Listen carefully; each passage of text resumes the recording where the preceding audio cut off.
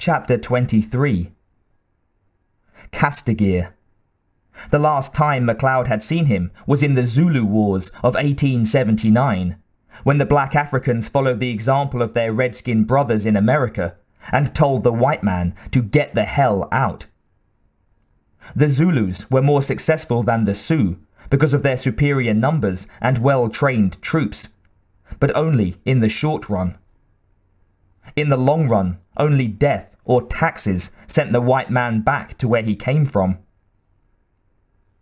MacLeod was serving in the 17th Lancers as a private soldier. Their captain had got them into a bit of a hole down by the river Singasi. They were surrounded by 6 regiments of Cetewayo's best troops. The 17th had in fact been splintered, and the fragment that remained consisted of only 50 men. At dawn on the 3rd day, the final attack came. The Zulus had enough of playing gentlemen at Rorke's Drift, and they saw no reason to keep letting these people, who could not even dress to the climate, off the hook all the time. They slaughtered what remained of the 17th almost to a man. That man was MacLeod. Somehow, when the dust had settled and all that was left to collect was the fallen weapons, this single white man was still alive. The Zulus appreciated the survivor in a soldier and took him with them, in a cage. It took 3 days at a trotting pace to reach the encampment, a place deep in the bush country, ringed by African thorns. They did not carry him all the way, but made him take a turn at running. They covered 150 miles in 3 days, and MacLeod was exhausted by the time they reached their destination.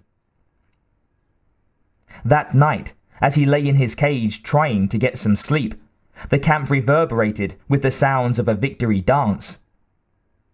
Feet thundered against the hard earth floor of the bushland, and drums pounded out the hollow rhythms of success. Of course, Cetewayo got all the credit, even though he had not been there, but the precedent had been set by his uncle, Chaka, who had turned a few motley tribes into a nation whose soldiers could only be compared with the ancient Spartans for their fearlessness and dedication to duty. They had been trained to the pitch of perfection, and Chaka and Cetewayo considered that it was the songwriter, not the vocalist, who should get the credit. Apart from the fact that a small snake got into the cage with him, MacLeod was not otherwise bothered. The next morning, he was the object of curiosity to the women of the encampment. They poked him through the bars and chatted amongst themselves in their own language, which was denied the menfolk. MacLeod had the thought that perhaps they had invented it so that they could talk about their amours without fear of being overheard by boringly conservative husbands. At about 10 o'clock, or so he judged from the sun, the warriors began to stir from the places in which they had dropped the night before. They staggered down to the waterhole to dip their heads. A plate of mashed meal was brought to him, and some water, both of which he disposed of very quickly. Maidenly interest waned, and for the next few days, apart from being fed, he was left alone.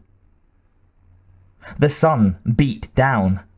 They seemed quite happy to leave him where he was, and he began to get that same sort of rejected feeling that prisoners in the Middle Ages, placed in oubliettes below the castle floors and existing on scraps that fell through the grill, must have experienced.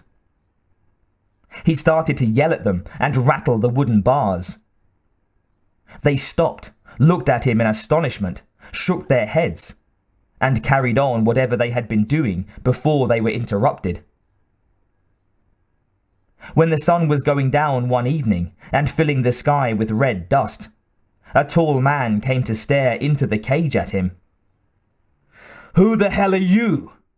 cried MacLeod. The warrior had many scars on his body, which was muscular, though lean. The man studied him in minute detail, with the seriousness of a tailor. When he had finished, He looked MacLeod full in the eyes and grinned.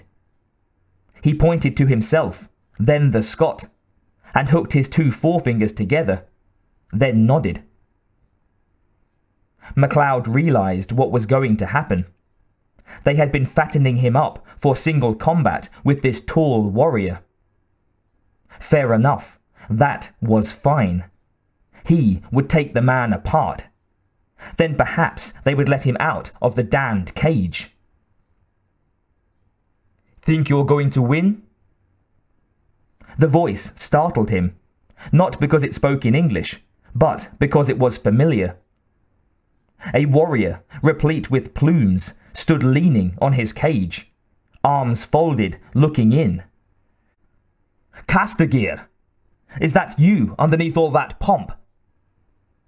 "Right first time, MacLeod." "When did you leave the West Indies?"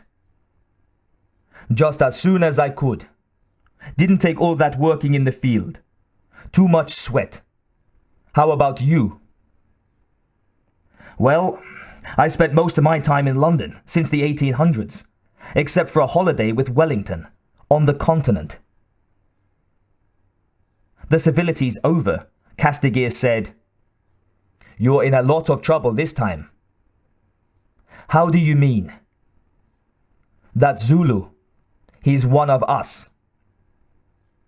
"You don't expect me to believe that," said MacLeod, clutching at straws.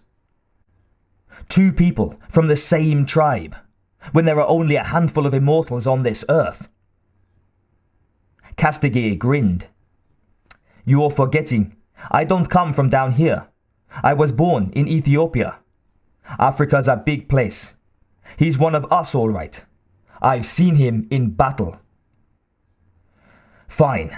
As you say, I have a problem. Is he new? Does he know what he's capable of?" "He knows."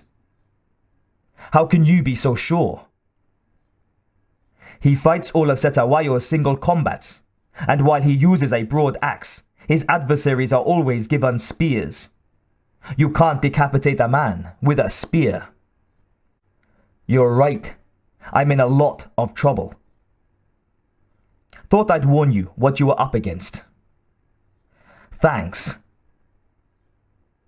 Castigear left him then, to the evening full of the sound of insects and the smell of rain in the west. There was that dry crispness to the air which always heralded a still night. MacLeod settled down at the bottom of his cage to think things out.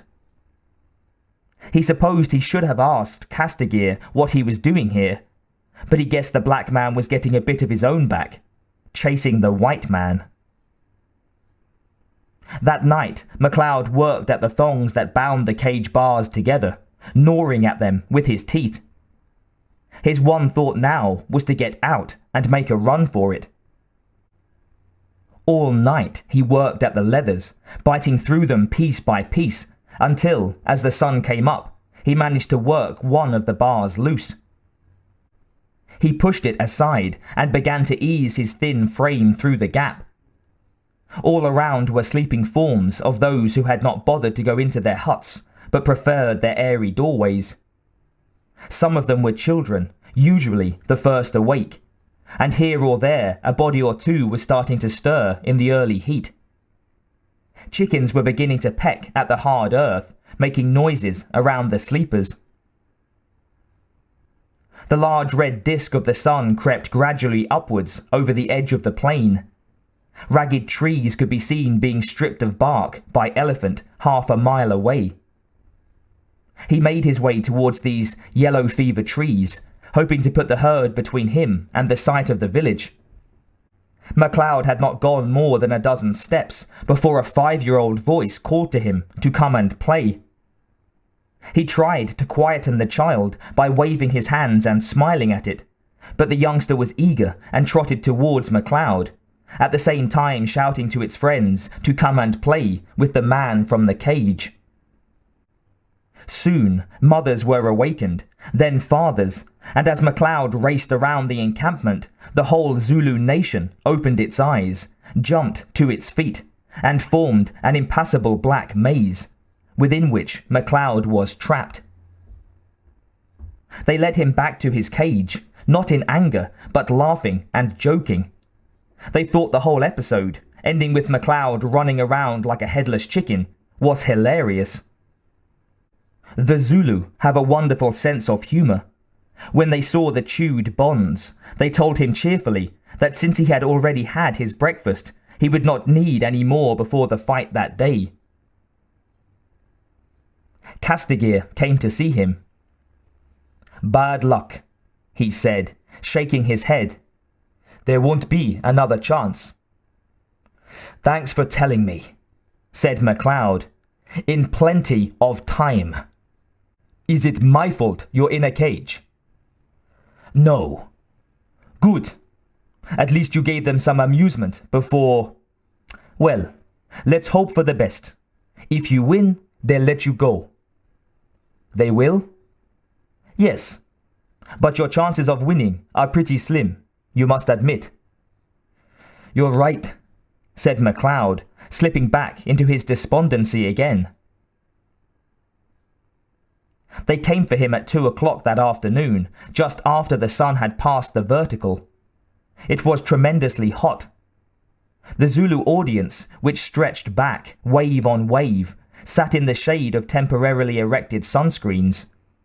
Setawayo and his officers had a ringside seat, of course, with attendants running here, there, and everywhere.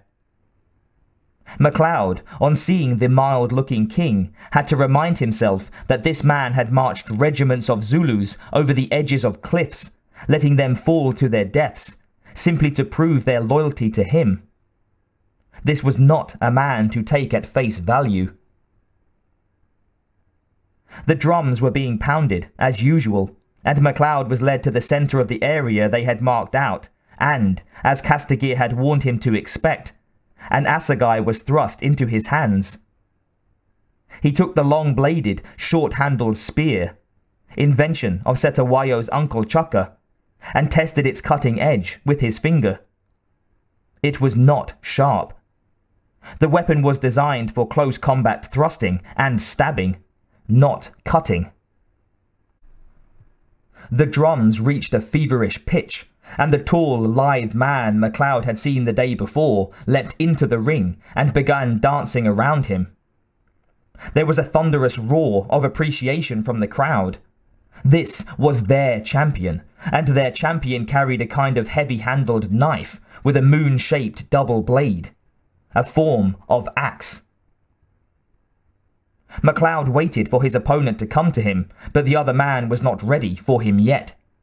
He had not finished dancing around the area, showing off his magnificent ebony body. Finally, the drums stopped, and the crowd went quiet. The two men squared up to one another. MacLeod held the assegai with both hands, like a sword, hoping to hurt his adversary in some way, so as to try to get the axe. There was much weaving and leaping, gymnastics from both men. MacLeod found that he had to be extremely agile to avoid the blows from the axe, and though he could have stabbed his opponent several times, he tried instead to strike with the edge of the assegai blade, hoping that his strength would be enough to cut through the man's neck. Once he caught the Zulu on his shoulder, but the weapon did not even break the skin. The sweat was pouring from MacLeod's back as they each feigned a rush, then went in together to lock weapons. He let his own fall to the ground in an effort to get hold of the other man's, but failed, and thus left himself completely unarmed. The grinning Zulu attacked him with renewed vigour now, and MacLeod had to ward off the blows with his hands, receiving many cuts. The Zulu rushed him. MacLeod sidestepped and stuck out a foot. The other man saw it, jumped, turned, and came in again. MacLeod was on him, and there was a second struggle for the axe. The Zulu, lean and snaky, wriggled out of MacLeod's grasp. At one point, MacLeod found himself on the floor with the axe descending on him. He moved his head a fraction, and the blade buried itself in the earth by his cheek. Finally, out of desperation, MacLeod ran for his own weapon, snatched it from the ground, turned and slammed it point first into the chest of the Zulu. There was an "Ah!" from the crowd. Cetewayo jumped to his feet. All eyes were on the transfixed opponent of MacLeod. The man staggered forward, his mouth hanging open, clawed at the assegai with frantic fingers, took one last beseeching look at his king, then flopped to the ground and lay still. He was obviously dead. MacLeod was stunned. Hadn't Castigir said that this man was an immortal? Castigir. MacLeod looked around for him, but it wasn't until Cetewayo wanted to talk to MacLeod that he saw the Ethiopian. He was standing by the king. Castigir cried, "Cetewayo thinks you are a fine warrior. He praises you." The king nodded, as if to confirm. "Thanks a lot," replied MacLeod sarcastically. "I could have killed him that way half an hour ago, if you hadn't lied to me. You said the warrior was an immortal." "A joke," smiled Castigir, and though he obviously did not understand the words, Cetewayo nodded violently and shouted something in Zulu. The nation responded warmly. Castigir said, "You know what great humorists us Zulus are." They began to lead MacLeod back, towards his cage. "Hey!" he shouted. "I won the combat! I get to go free!" Castigir shook his head. "I lied about that too," he cried in a cheerful voice. That night, under the cover of darkness, Castigir helped him escape and led him north to some English troops.